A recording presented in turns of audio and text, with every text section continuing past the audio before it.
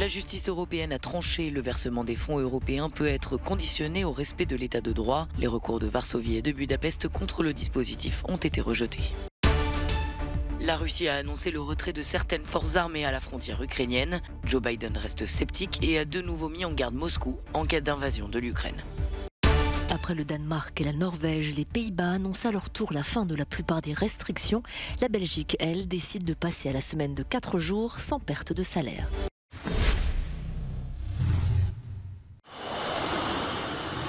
Les eurodéputés l'attendaient depuis des mois. La Cour de justice de Luxembourg a validé ce mercredi le dispositif qui permet de priver de fonds européens un pays où sont constatées des violations de l'état de droit. La Pologne et la Hongrie font partie des pays menacés par ce règlement de conditionnalité en raison de leurs démêlés récurrents avec l'Europe sur l'état de droit. Les deux pays, grands bénéficiaires des fonds européens, ont été de plus en plus critiqués ces dernières années pour s'être éloignés des principes occidentaux de respect des valeurs démocratiques. Ce mercredi, les recours de Varsovie et de Budapest contre cette loi ont été rejetés par la Cour. Selon elle, le mécanisme respecte les limites des compétences attribuées à l'Union, ainsi que le principe de sécurité juridique. Du côté de la Pologne, le gouvernement de droite a enfreint les propres lois du pays afin de prendre le contrôle politique des tribunaux et des juges. En Hongrie, la Commission européenne évoque des problèmes relatifs à la passation de marchés publics, des conflits d'intérêts et de corruption. Le pays a déjà dénoncé un abus de pouvoir des autorités européennes. C'est une lueur d'espoir dans la crise russo-occidentale. La Russie a annoncé un retrait partiel des forces russes déployées près de sa frontière avec l'Ukraine qui font craindre depuis des semaines une guerre d'ampleur. Mais de son côté, Washington reste sceptique et a de nouveau mis en garde Moscou en cas d'invasion de l'Ukraine. Deux voies sont encore ouvertes. Au nom de la responsabilité historique, la Russie et les États-Unis partagent, pour la stabilité mondiale et pour le bien de notre avenir commun, le choix de la diplomatie. Mais qu'il n'y ait aucun doute. Si la Russie commet cette erreur, en envahissant l'Ukraine, les nations responsables du monde entier n'hésiteront pas à réagir.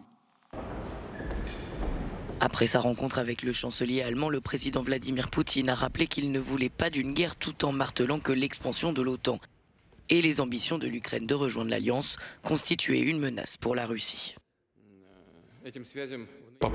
Quant à savoir si nous voulons la guerre, non. Bien sûr que non. C'est pourquoi nous avons avancé des propositions sur le processus de négociation qui devrait aboutir à un accord sur la garantie d'une sécurité égale pour tous, y compris notre pays. Les résidents de Kiev, de leur côté, doutent du souhait de Poutine de poursuivre les pourparlers.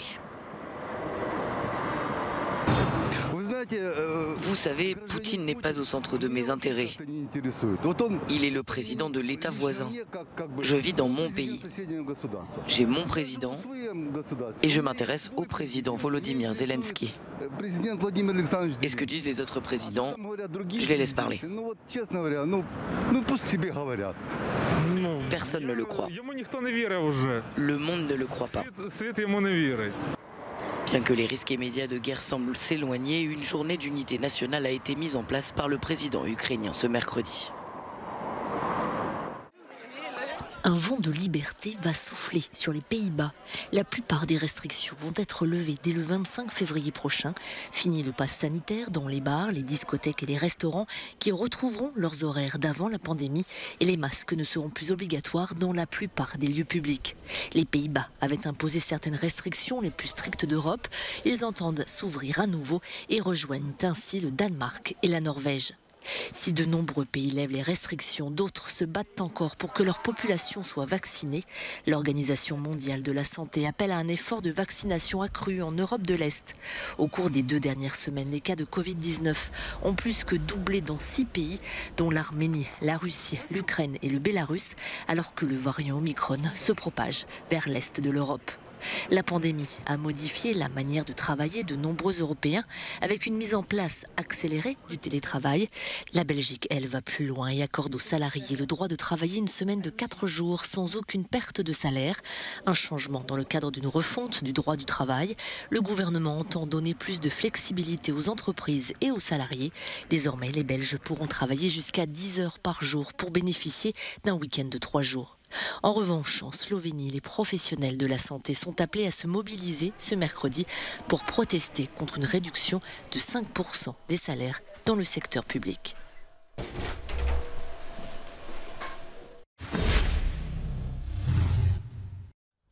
Ne pas partir battu contre Liverpool ce mercredi soir en match aller des 8e de finale de la Ligue des Champions.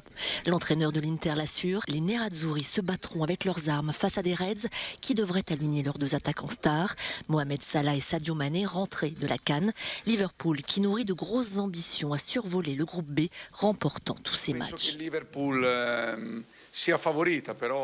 Je pense que Liverpool est le favori, mais les matchs doivent être joués. Je sais ce que je vais demander à nos joueurs. Nous devons proposer notre plan de match. Je veux que nos joueurs jouent l'esprit libre. Mais les Reds devront se méfier de l'Inter qui a terminé 2e du groupe D derrière le Real Madrid. Dans le championnat italien, il est engagé dans une lutte féroce avec le Milan AC et Naples, ce qui promet des étincelles ce mercredi soir en Lombardie. Dans l'autre rencontre de la soirée, le Bayern, ultra favori mais sous pression, se déplace sur la pelouse de Salzbourg. Une rencontre déséquilibrée sur le papier, mais les Bavarois devront se méfier d'une équipe impressionnante en phase de poule. Battu 4-2 samedi en Bundesliga par le promu Bochum, le Bayern entame cette phase finale de la Ligue des Champions avec une énorme motivation, faire oublier ce faux pas. Les Autrichiens, eux, se disent prêts à la tempête qui les attend. Ils pourront compter sur Jérôme Onguené, mais surtout sur Karim Adeyemi.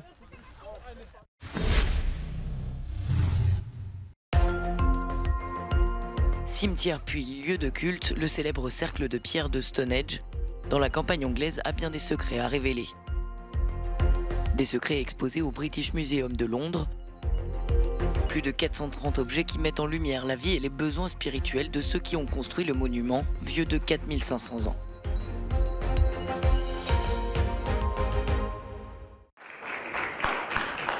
Bien que la Berlinale célèbre cette année l'actrice Isabelle Huppert, cette dernière était la seule absente lors de la présentation du film à propos de Joanne, dont elle est l'actrice principale.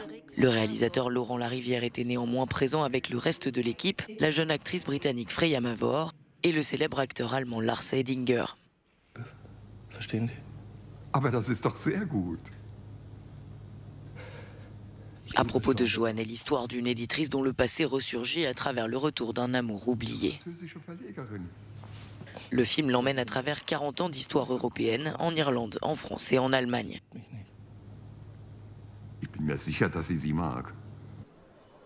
Pour sa première mondiale, l'équipe était sur le tapis rouge en insistant sur le fait que le film est profondément tourné vers l'Europe.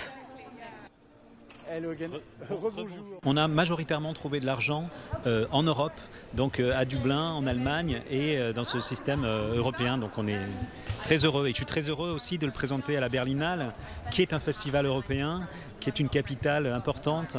Donc tout ça a du sens et très, très cohérent. Et puis comme vous le disiez, il y a des acteurs allemands, des acteurs irlandais, des acteurs anglais, des acteurs français. Je suis très heureux de travailler à l'international. Parce que j'ai grandi à Berlin, je n'ai jamais quitté Berlin et j'ai rencontré tellement de gens partout dans le monde. L'année dernière, c'était la première fois que je tournais à Hollywood avec Noah Baumbach.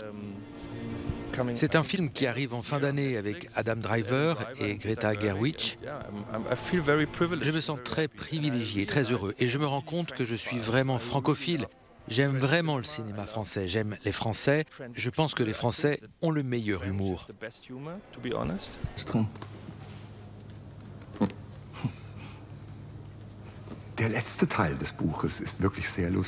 Le film alterne des moments de comédie et d'autres moments plus dramatiques. Un scénario écrit à la perfection pour les acteurs et bien accueilli par la critique et le public. Ganz bestimmt nicht. Aber Sie stimmen mir zu, dass das Ende lustig ist.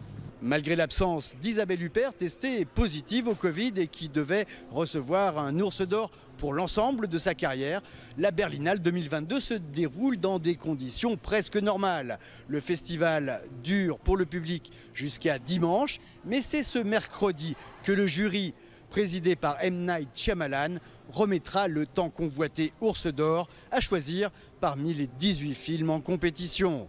À Berlin, Frédéric Ponsard pour Euronews.